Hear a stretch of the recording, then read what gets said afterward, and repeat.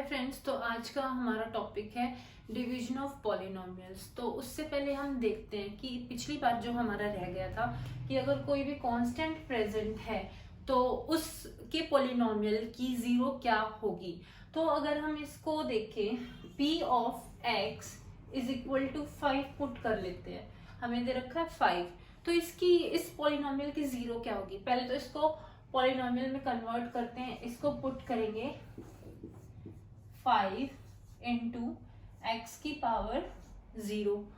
अब देखते हैं कि अगर हम x को 1 की इक्वल पुट करते हैं तो क्या आएगा, इज इक्वल टू 5 इंटू 1 की power 0 is equal to still किसी भी चीज की पावर 0 क्या होती है 1, 5 आएगा। x को 2 के इक्वल पुट करते हैं तब भी हमारा ये हो जाएगा 5 इंटू 1, क्योंकि किसी भी चीज की पावर 0 इज इक्वल टू 1 होता है, स्टिल 5 आएगा। तो अब दिमाग में आता है कि हम x की वैल्यू 0 पुट करके देखते तो क्या होगा। देखना, x की वैल्यू 0 पुट करते हैं तो हमारा आएगा 5 इंटू 0 की पावर 0। तो किसी भी चीज की पावर 0 किस चीज की इक्वल होती है 1 के, चाहे बेशक से 0 हो तब भी 1 आएगा। तो जो हमारी ये वाली एक्सप्रेशन है इसमें क्या इसकी कोई भी जीरो फाइंड आउट कर सकते हैं हम? नहीं। किसी भी कांस्टेंट जो टर्म होती है उसकी कोई भी, उसके पॉलिनोमियल की कोई भी जीरो प्रेजेंट नहीं होती। इसीलिए बोलते हैं कि कोई भी नॉन जीरो कांस्टेंट वाला जो पॉलिनोमियल होता है उसके पॉलिनोमियल की कोई भी जीरो नहीं होती। अब हम देखते हैं कि पॉलिनोमियल्स की डिवीजन कैसे होती है।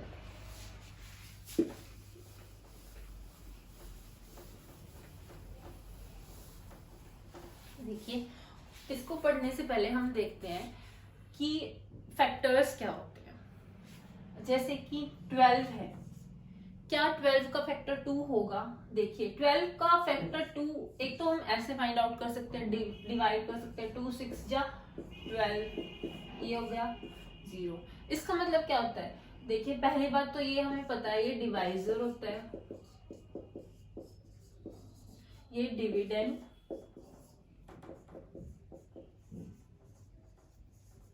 ये क्वोशिएंट और ये होता है रिमाइंडर।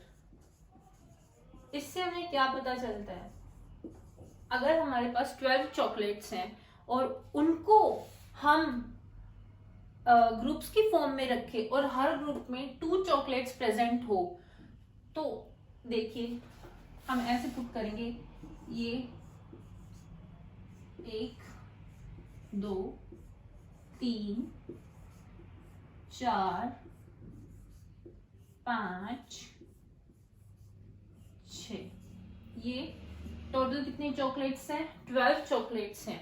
और अगर एक जो ग्रुप बना है उसमें हम सिर्फ 2 चॉकलेट्स पुट करें और टोटल करके हमारी चॉकलेट्स कितनी आए? 12 आए। और उसके अकॉर्डिंग हमारे ग्रुप्स कितने बने? ये फर्स्ट ग्रुप, ये सेकंड, ये थर्ड, ये फोर्थ, ये फिफ्थ एंड ये सिक्स्थ ग्रुप बना है। तो जो ये क्वोशिएंट है वो हमें यही सिग्निफाई करता है कि अगर हम हर एक ग्रुप में 2 चॉकलेट्स ले, हर एक ग्रुप 2 चॉकलेट्स का हो, और तो हमारे 6 ग्रुप्स बनते हैं। और 6 ग्रुप्स की अगर टोटलिंग करके देखें चॉकलेट्स की तो हमारी 12 चॉकलेट्स मिलती हैं। लेकिन अगर हमारे पास होते 13 चॉकलेट्स होती, 13 चॉकलेट्स के टाइम पे क्या होता? देखिए, ये 13 चॉकलेट्स है, लेकिन अगर हम ग्रुप किसका बनाए? 2 का ही बनाए। हर एक ग्रुप में 2 चॉकलेट्स पुट करें तो कितनी चॉकलेट्स आएंगी? देखिए, 2 6 12,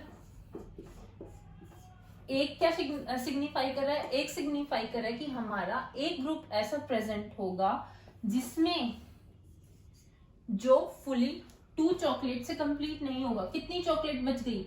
हर एक ग्रुप में 2 चॉकलेट होनी चाहिए, लेकिन इस ग्रुप में कितनी है? 1 चॉकलेट है। तो ये देखिए, 2 4 6 8 10 12 एंड ये क्या होगी? 13th चॉकलेट होगी। लेकिन अगर हम ये भी 2 के ग्रुप्स बनाए, स्टिल हमारा एक ग्रुप इनकम्प्लीट रह गया। ये हमें क्या सिग्निफाई करता है, ये एक हमारा क्या होगा, रिमाइंडर होगा, एक हमारा रिमाइंडर होगा। ये 6 होगा, ये क्या सिग्निफाई करेगा कि 6 ऐसे ग्रुप्स हैं जिसमें 2 चॉकलेट्स प्रेजेंट हैं। लेकिन क्या इस केस में 2 इसका फैक्टर होगा? देखिए इस केस में 2 इसका फैक्टर नहीं होगा, क्योंकि जितने भी हमारे ग्रुप्स बने हैं सभी में 2 चॉकलेट्स मिला के हमारे टोटल 13 चॉकलेट्स तो आई नहीं है, एक ग्रुप इनकम्प्लीट रह गया है। तो ऐसी ग्रुपिंग जिसमें कुछ ना कुछ मतलब ऐसी चीज इनकम्प्लीट रह जाए, सारे के सारे ग्रुप्स इक्वल कंटेंट से ना बने हो, उसी को हम बोलते हैं कि वो उसका फैक्टर नहीं है। इस केस में 2 इसका फैक्टर नहीं है। अब जब 12 था तो क्या 12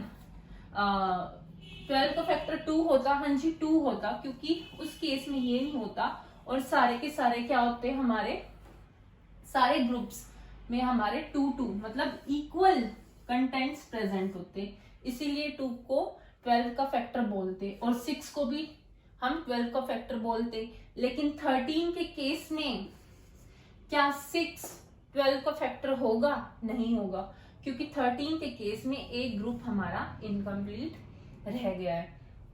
अब ये तो हमने पढ़ लिया है। अब इसको पढ़ाने का क्या रीजन है? हमें ये पता है कि हमारा डिविडेंड किसके इक्वल होता है, हमारा डिविडेंड होता है divisor into quotient plus remainder के इक्वल होता है।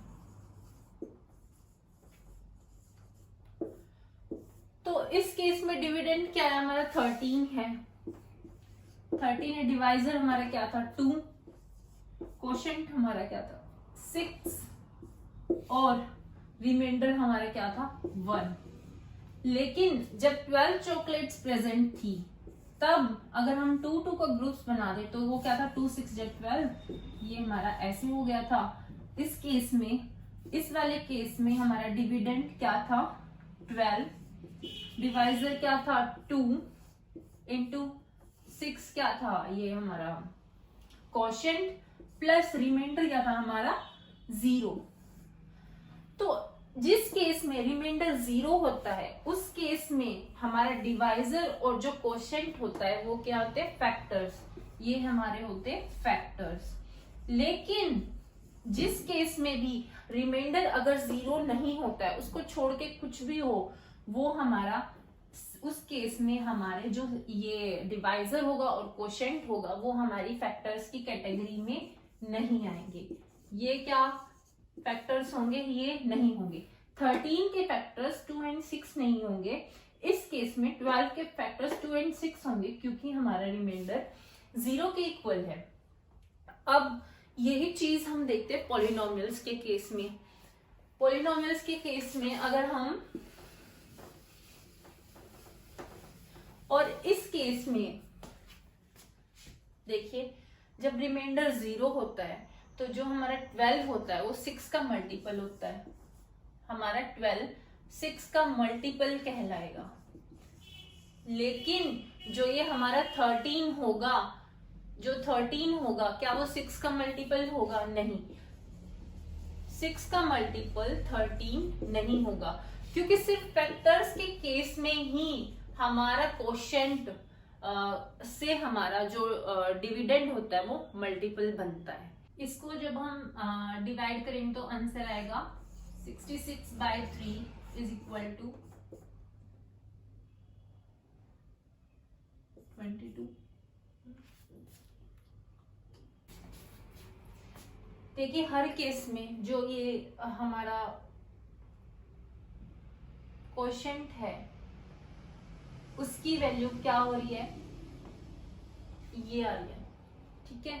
अगर x की वैल्यू अगर हम चेंज करेंगे तो उसके अकॉर्डिंग हमारा आंसर कुछ और आएगा, लेकिन जो ये एक्सप्रेशन है वो सेम होगी। अब देखिए इसी को जो ये आया हमारा 11 आंसर 2 पुट करके, इसमें अगर हम 2 पुट करते हैं तो सेम आएगा। देखिए 2x² + x + 1 2 इंटू 2 x को 2 पुट कर देते हैं 2 की square plus 2 + 1 is equal to 2 into 4 plus 2 plus 1 is equal to 4 टू जा 8 plus 2 plus 1 is equal to 11।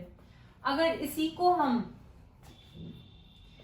x को हम 3 के, जब हमने 3 पुट किया था उसके इक्वल पुट करते, देखिए यहाँ पे लिखते हैं 2x square plus x plus 1 is equal to क्या होगा, 3 पुट कर देते हैं तो 2 into 3 square plus 3 plus 1 is equal to 2 into 9 plus 3 plus 1 18 plus 3 plus 1 is equal to 18 plus 4 is equal to 22 के इक्वल आया ये। तो जो हमारा, लेकिन दोनों के केस में हमारा कोशेंट सेम होगा। देखिए ये जो है क्या प्रूव करता है कि यही आंसर आएगा। देखिए ये इसमें भी यही है, और जो ये 11 आया है ये देखिए वैसे सोल्व करने के बाद भी ये सेम आया है, इसीलिए इससे हमारा ये प्रूव मिलता है कि जो हमारा कोशेंट है वो हमारा राइट है। अब देखिए जो भी हमारा कोशेंट आता है वो क्या सिग्निफाई करता है कि जो हमारा x है और ये है डिवाइजर, और जो हमारे कोशेंट है वो किस चीज के फैक्टर्स होते हैं, इसके। हमारा जो डिवाइजर प्रेजेंट होता है ये क्या था, हमारा divisor and quotients are factors of this. ये इन दोनों के क्या है, फैक्टर्स हैं, इसके फैक्टर्स हैं। क्यों है ये फैक्टर्स, क्योंकि हर केस में हमारा रिमाइंडर क्या है, 0 है। कैसे पता चला है, जब हमने x की वैल्यू 2 पुट की तो क्या देखिए 22 को 2 से डिवाइड करते हैं तो हमारा 11 ये आएगा, रिमाइंडर क्या है 0। अगर 33 लिया था, जब x की वैल्यू 3 ली थी, उस केस में भी x की वैल्यू जब हमने 3 ली थी उस केस में भी हमारा रिमाइंडर क्या आया था, 0 आया था। तो जिस भी केस में रिमाइंडर 0 आता है उस केस में हमारा जो डिवाइजर होता है और जो हमारा कोशेंट होता है वो हमारे फैक्टर्स होते हैं, किसके, डिविडेंड के हमारे ये फैक्टर्स होंगे। अब ऐसा कोई केस देख लेते हैं, ऐसी कोई एक्सप्रेशन देख लेते हैं जिसमें जो हमारा रिमाइंडर होगा वो 0 के इक्वल नहीं होगा। उस केस में हमारे जो कोशेंट होता है और डिवाइजर होता है वो फैक्टर्स नहीं होते हैं हमारे डिविडेंड के।